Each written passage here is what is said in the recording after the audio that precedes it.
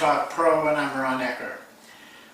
Well, I sent out a message on Constant Contact to each of you on Saturday morning at 10 o'clock Central Time. You'll have to adjust your time.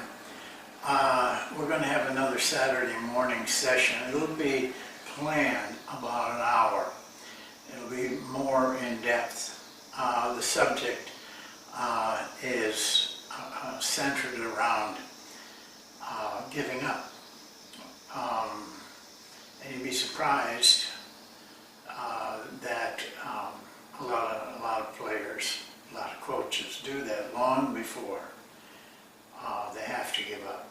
And once you give up, then things are lost. There's a little twist to this area that I think you'll find will surprise you and let you know just how serious these things are. And you need to know it as a coach, not only for your players, but for yourself. Coaches do the same thing. When you've lost 8 out of your last 10, everybody's harping on you and complaining, and the players are downtrodden, and coaches do it. I've seen it all kinds of times, more times than I can even tell you. So it should be a good and interesting subject. Well, today we're going to take a look at the cut one. I call it set because I don't think it's really a play. Plays tend to be 1 or 2 options. This is a compilation of a lot of things: movement, screening, very intricate cohesion of players. You can't play this going one-on-one. This is a team offense. And so I'm going to try to explain it as good and as well as I can. I want you to see that.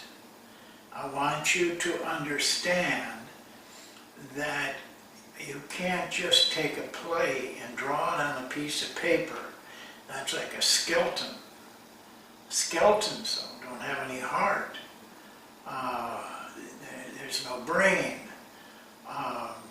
Getting beyond that drawing on that piece of paper, getting into the inside of it, immersing yourself in it, that's the way to have success with it. In the past, cut one has been introduced once or twice. I think it's once, and it was done on film. I wanted to do it on a board this time so we could talk a little bit more about each part of it.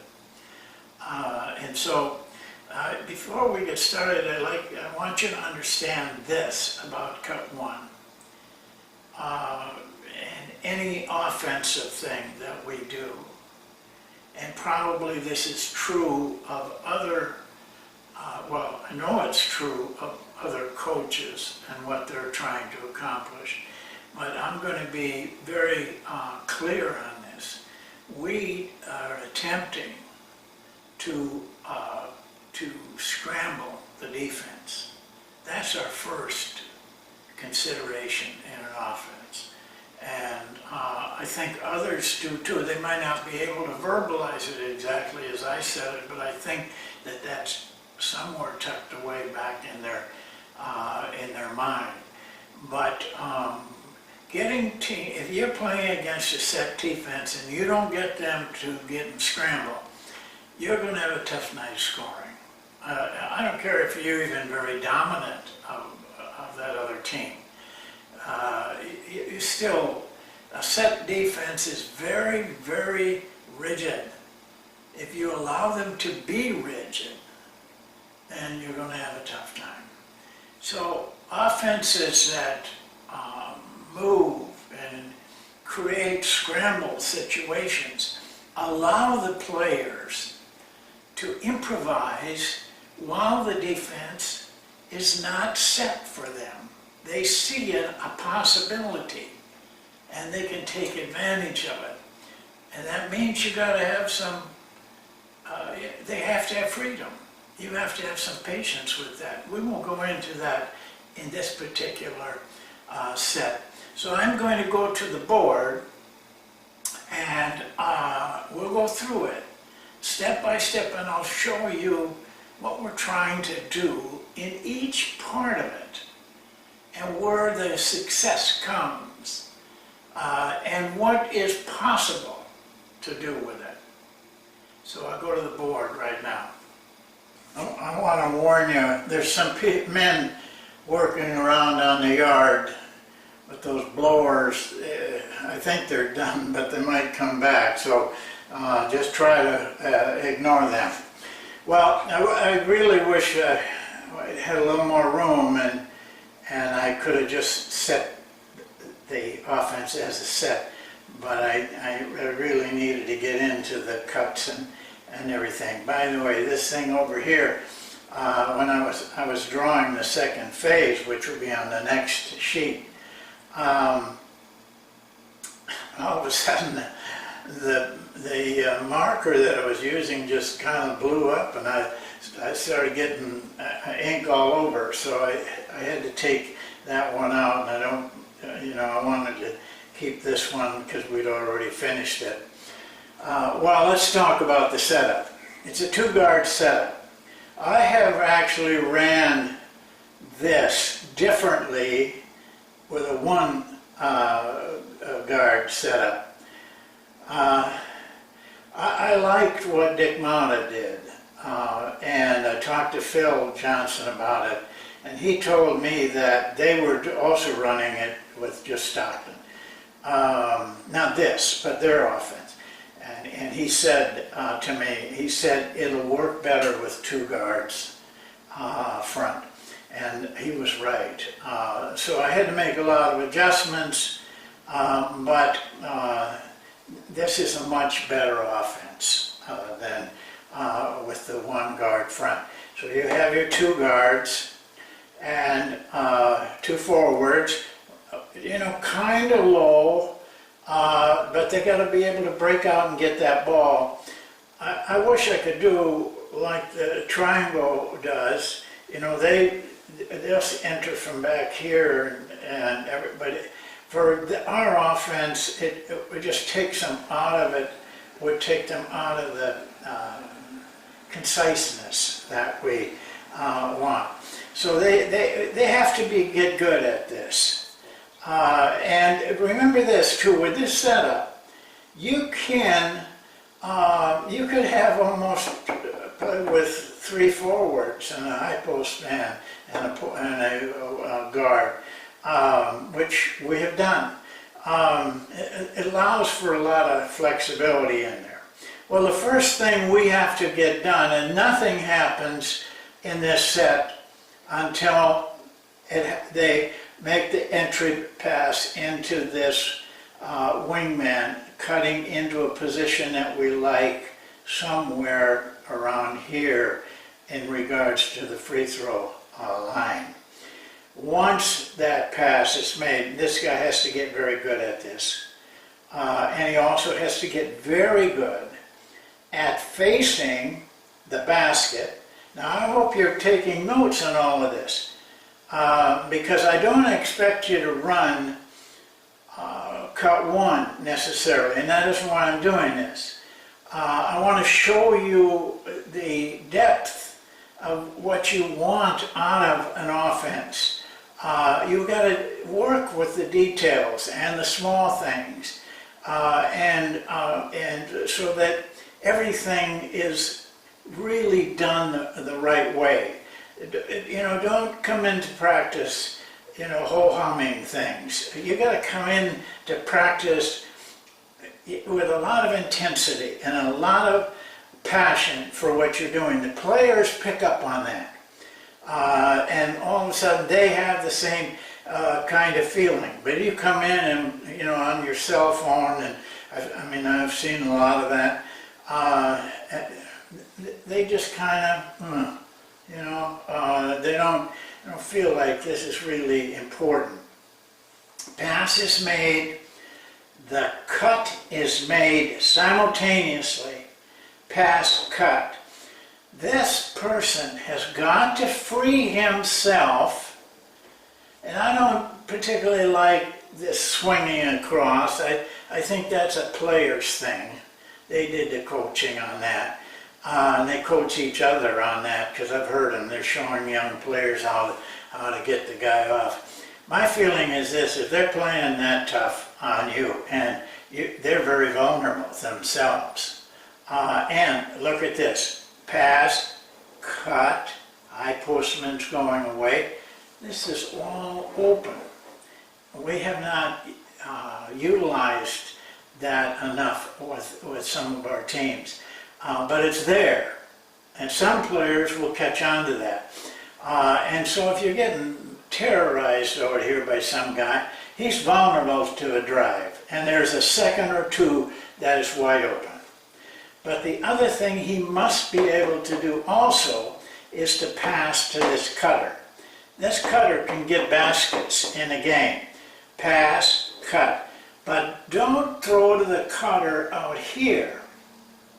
He'll look, it may look open there, and he may be open, but where he really is open is down in here.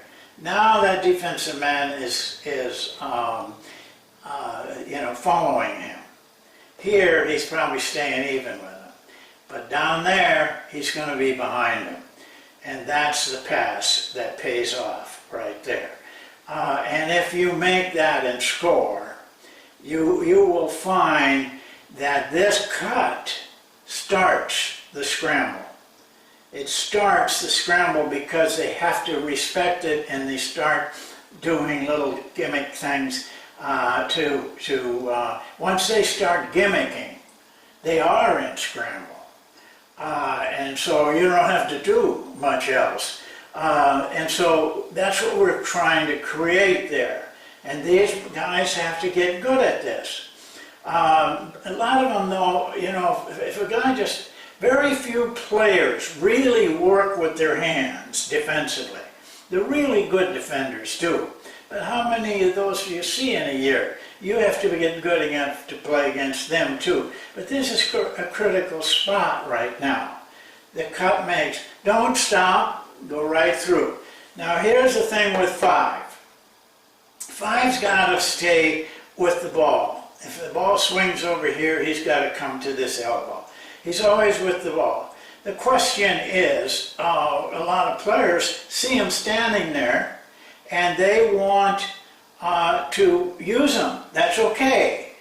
But this is where it'll screw you up. If he starts to go out here to set that pick, to help you, we have to be very clear with our five men. You are not there to set a pick. But if they wants to use you, that's fine. And I've seen some really clever things done with that. But I don't want our five men to start creeping out here to set that screen, because then the timing back here is broken. This is very important, this part of it. It puts us into motion. And this guy does have, for a second or two, a really wide open cut drive to the basket. Now, as that guy goes through, then he doesn't stop. Now, we want him to have some motion through here. The five-man steps out, and probably about the top of the key there, and the middle sets a screen.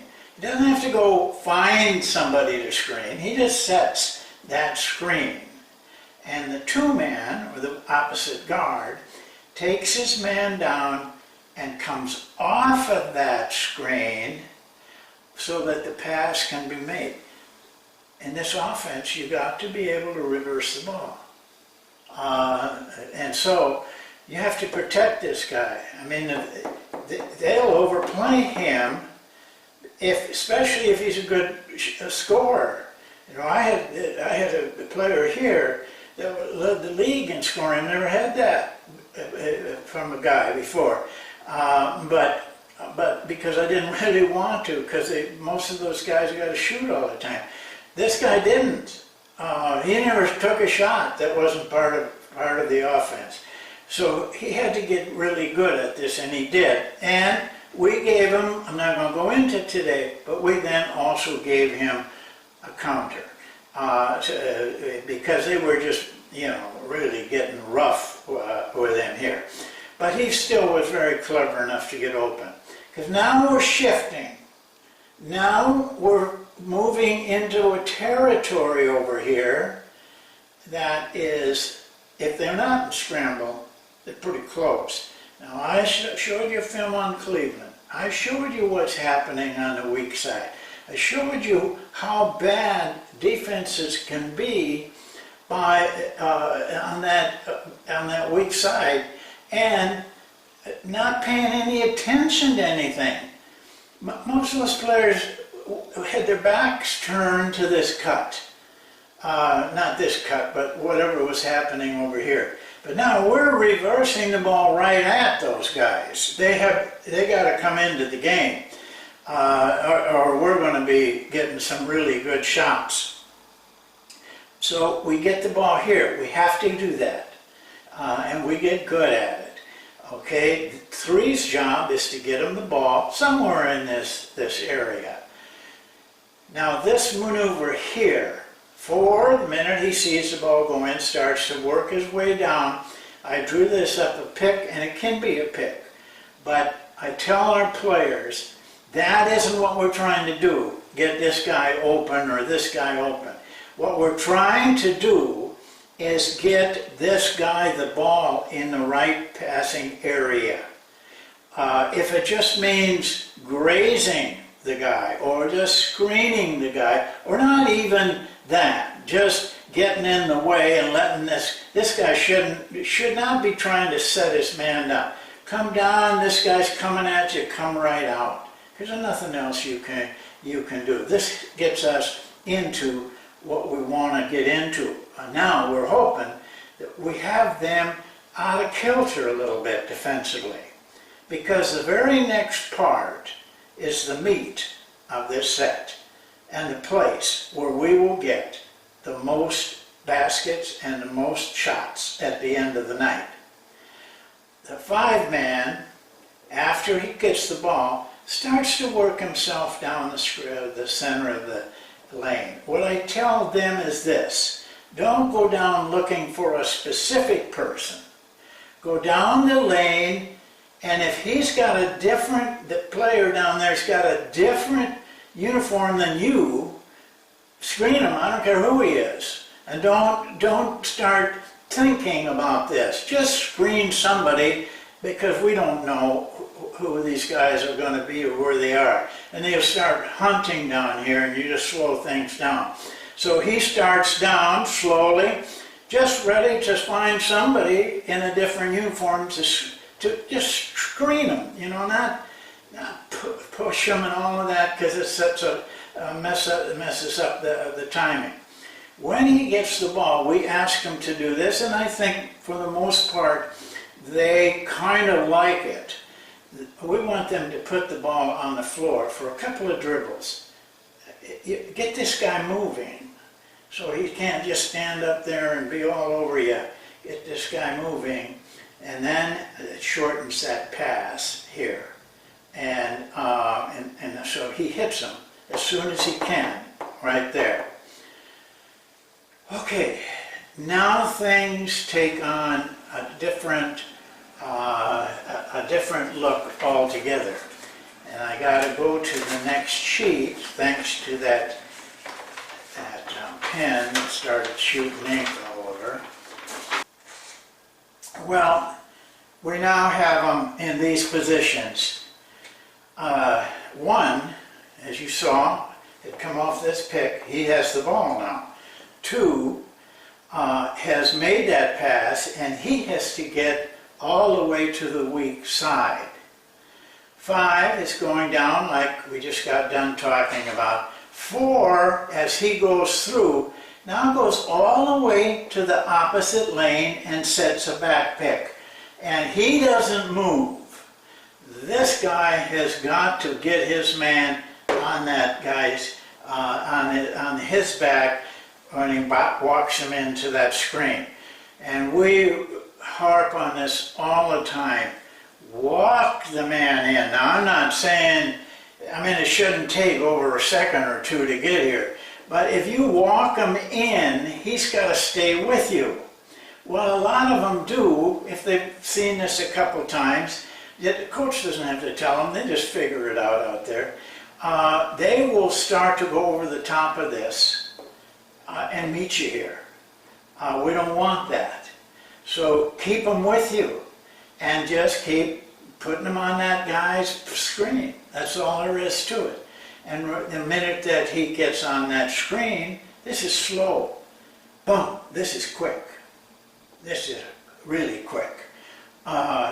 Once he hits that screen, or it gets even close to it, boom.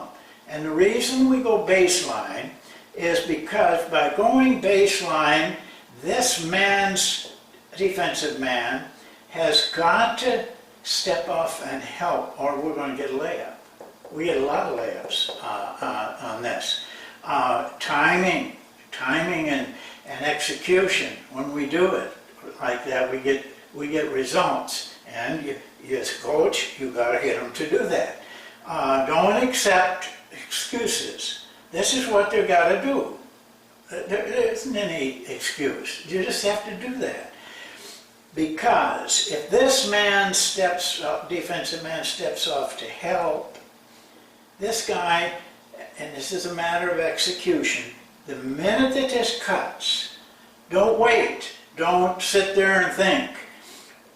The cut, boom, right to here. And it's quick. It's got to be quick. This is who 5 will usually end up picking, is this guy. But we don't want to get to that, because they might switch it. You know, I've had them do all kinds of things. They might switch that, and then you're screening somebody else. So just let them, give them the rule, and make them stick through it. This is the biggest part of our offense, right there. And don't let this guy, you know, go slowly over here, because we don't want him to, his man, to sit in here and kind of jam things up. Get him out of there and get to this opposite wing. So now you've got a post-up man and a guy at the elbow. And you got a 5-man sitting over here. I'll show you in a little bit. You got a 2-man over here, you know, keeping his man spread out so we have spacing in there. And now you've got 2 places to pass the ball. In my experience with this, I had this in the other setup too when we were with one guard. We just got tons of jump shots off of that, wide open, because this guy is really guarding here. The guy guarding the screener is sagged off usually, and so if this guy really makes a good cut, this guy's got to get some help. That gives him time to get up here and get a good shot. So that's what it looks like after everything has cleared up. Now it looks simple on the board, but it's going through a lot of motion, a lot of movement, not one player can rest defensively. Not one player can go to sleep defensively. Let me give you another coaching point. Players come to me in the games. Coach, they're switching. They're switching all night. They want me to make an adjustment. That, you know, that's what they hear those guys on TV say. You got to make some adjustments. You know, no, we don't need to make any adjustments. I tell our players in all honesty, don't worry about the screening. I mean the switching. Because there's so much switching that takes place. They're going to make mistakes. If we don't make mistakes, they're going to make them because they're at a disadvantage. They don't know what we can all do. If they're switching, yeah, they'll maybe catch us 1 or 2 times or 3 times. And sometimes they just do it real good and we don't get anything out of it. It's okay, we just keep moving on. But don't start making plays up to go against the switching. You don't need to. Trust me, you don't need to. It won't be long before they won't be switching because they're going to get burned. They got to be very good. And we've been playing this for, say, 25 games. They're going to play against it once. You don't get good defending something in that length of time. So here's what we got. Now, right here is what the setup is. Here's the 5-man. Here's your 2-man. Okay, if they pass to the 4-man, he may have a shot, he may have a drive, but one thing he does have is a great passing position. Here comes the screen down. On that screen down, I tell our players, I ask you to tell your players if you want to run this, this is the greatest place to run your stumps, which we've already taught them. Curls, back steps, faking the screen, slipping the screen, all those things that we worked on. This is the best place. Yeah, you couldn't ask for a better position than that. So they tend, though, half of them, we're going to talk about this Saturday, half of them are afraid. And they're convinced it ain't going to work. So there's not a lot of sharpness for a while until they get good at it. But this is just murder. Curl, pop with that guy. That guy did a lot of shots. Slipping, posting. There's just a lot of basketball right there. If this guy can't make anything happen here, these two should be moving, but they forget. If you've ever heard that film that I'm teaching those college guys this, I'm telling them all the time, you're forgetting about you. This guy's not looking at that. But you got to, that's what we do. That's what we make our living with. It's not easy. You got to go to practice every day, prepared to, keep them in line with what we want to achieve. We tell this guy, take a little dribble in if this is all clogged up. And 5, then button hooks right in there. That is a terrific place to get your 5-man the ball. Because this guy's got to really overplay, and we'll show you what we do with that. Or if he sits, doesn't do that, keeps that pass from going, now you got this guy about 5 feet from the basket. How much better can you get? And most of the time, this guy's still, even if he doesn't deny, he's still on this side of him, hip pass, a quick back, a little a power step back right in for a layup. But let's say this guy overplays him. Then we pass to him. Now he's on the wrong side. You saw how many times those players in the NBA Finals were on the wrong side. I tried to show you that. They will be here too. There will be wherever you're coaching. So now he's got him pinned right there. But he can't sit in there, so he's got to come out here eventually. But if the timing is right, this guy can hit him before the defensive man gets set right in there. But if not, he comes out, now you got a good post up. He passes, they run that split.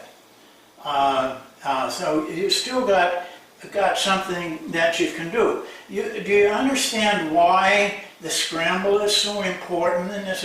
We're just moving boom, boom, boom, boom. Any one of these defensive guys who forgets or turns his back, or they are vulnerable. Now, the other pass that's made is here to this guy. Usually that's a post-up. It could be a layup even, but most of the time it's a post-up. Now we're going to run the split with him. Now we get all those things that we practice off of a split. There's all kinds of things. Back cuts, slipping the screen, fading, just endless. And these guys are out of the picture. I mean, they're on the weak side. Yeah, they can step in here and sag in and try to screw things up. But, they're not dead over here. I defy them to come off with the two-man weird. He's going to make threes just standing there. He almost says thank you to him. So you got a lot of room here. And now, where do we go from here? Well, I don't know what you do, but I know what I do. We go to monk. Now, they are scrambled, but we haven't been able to capitalize for whatever reason. And we just keep hitting them. Somebody out there yells monk, and boom, we're just, now they are in a flurry. If you can, try, if you can draft them or recruit them, passers. It requires good passing. Now, I have a funny approach to that. I have one passing drill. I showed it to you. You can find it in the archive. It's a very simple three-man drill, but it gives you everything that you want. But I work very hard in practice on passing. I do not allow passes, bounce passes. I'm not against the bounce pass. I don't want anybody to allow the ball. But I work all the time when you're running things like if this guy gets a little bit lackadaisical like they do, especially veterans, and they can toughen up in a game, but you can't let them do it in practice either. They'll get good at doing that instead of what you want. So we work hard on these passes. We want them to be crisp. We want them to be able to fake and go under. We want them to know that where the weakness is. A lot of times you can pass right here. Guys got their hands up wrong, and you can go right by their head, and they don't have time to react to that unless they got a Michael Jordan or somebody like that. But most people don't, and you don't run into them very, very often. That's the time to work with them, because it's in the flow of what they're doing. It's not something that is foreign to them. That other drill that I told you about, I only got one, is a little bit foreign. But it is a drill that you can work with these guys on making quick passes and how to get them, and work with them on that. But the place you really want to work is when you're running your offense. Just really, because your passing is so important that into any offense, but especially this one. Well, I hope that, I really hope that you learn how to teach your players these things. Don't give up on them, and don't quit. But don't quit yourself. Come to practice and be attentive to everything out there. You've got to see everything. That doesn't mean you correct everything. It just means you're watching. You know what's going on. You can correct correctly because you see correctly. Most people see wrongly and then correct wrongly. It's a matter of intensity, it's a matter of passion. Do you love what you're doing? Then this is what you want to do. This isn't a vacation. This is what you spend your time in. I hope that I can get that across, because the good ones I've seen, and they've been really good ones, are like that.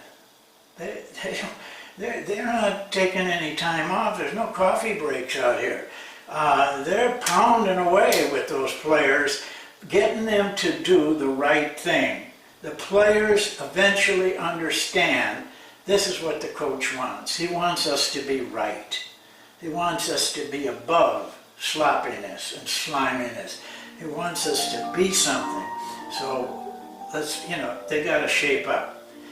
We'll talk to you and see you next time. Thank you.